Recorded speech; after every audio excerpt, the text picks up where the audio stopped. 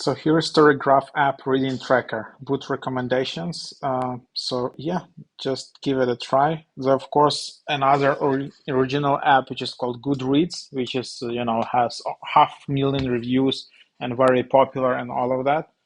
But this is the new app in this category. So yeah, just try it out. And they're adding a lot of new features. It quite high in the ratings these days. So yeah, just open it up.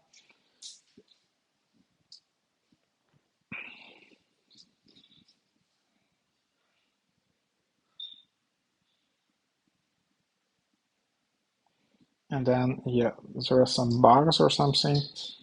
And you can just open it up.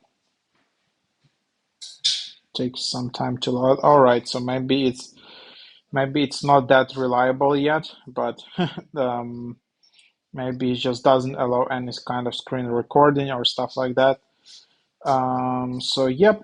Anyway, just I wanted to bring your attention that there is Goodreads, and then there is this one, and then there is this one. So try it out. This new app in this category.